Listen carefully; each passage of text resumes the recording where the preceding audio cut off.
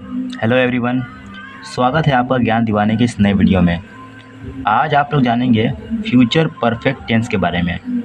इसकी पहचान ये होती है जिस वाक्य के अंत में चुका होगा, चुकी होगी, चुके होंगे आदि शब्द आते हैं उन्हें हम लोग फ्यूचर परफेक्ट टेंस बोलते हैं। ये मैंने पहले वीडियो में बता दिया है।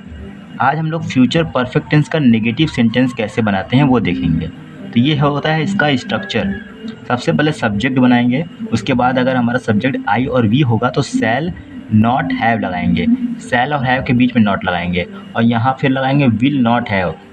यहाँ लिखने में गलती हो गई है, यहाँ पे लगाएंगे नॉट, यहाँ पे लगाएंगे हैव, विल नॉट हैव, फिर वर्ब की थर्ड फॉर्म, फिर ऑब्जेक्ट। तो ये होता है स्ट्रक्चर। आई और वी के साथ जब हमारा सब्जेक्ट जो होगा वो आई और वी होगा तो शैल हैव लगाएंगे, और अगर हमारा सब्जेक्ट जो होगा आई वी के अलावा कोई और होगा तो वहाँ पर हम लोग विल हैव लगाते हैं। तो अब एक एक एग्जांपल से हम लोग इसको बना कर देखते हैं। पहला एग्जांपल है वह अपना काम नहीं कर चुका होगा।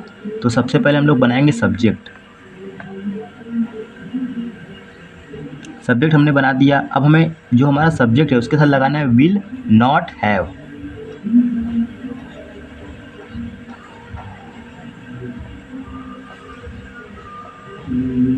विल नॉट हैव के बाद हम लोग को लगाना है वर्ब।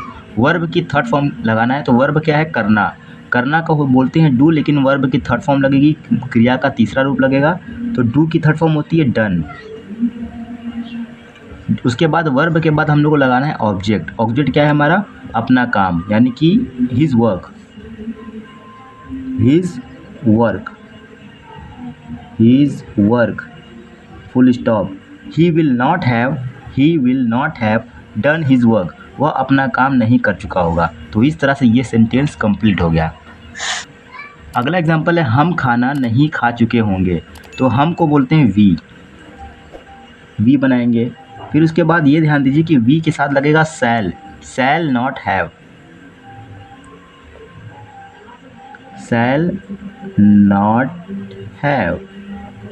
उसके बाद हमें वर्ब का लगाना है खाना। खाना का होता है इट, और इट की थर्ड फॉर्म लगेगी eaten. Eaten food.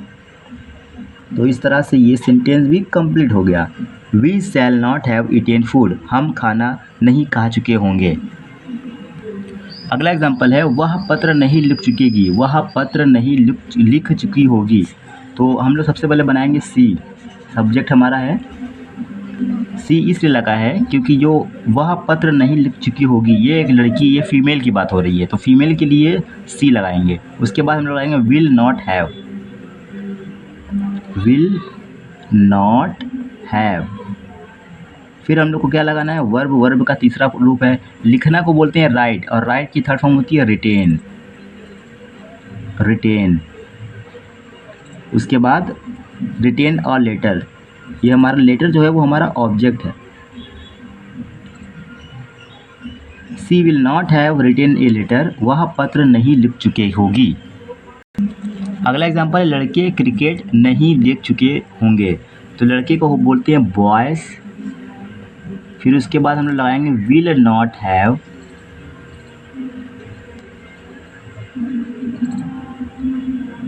Will not have के बाद लगाना है हम लोग को वर्ब। वर्ब क्या है? देखना। देखना को बोलते हैं वॉच, और वॉच की थर्ड फॉर्म लगेगी वॉच्ड। क्रिकेट।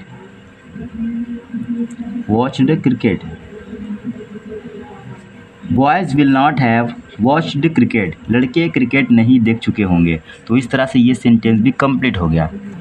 अगला एग्जांपल है हम लोग आगरा नहीं गए होंगे। हम लोग को बोलते हैं वी, और वी के साथ लगेगा शैल नॉट हैव।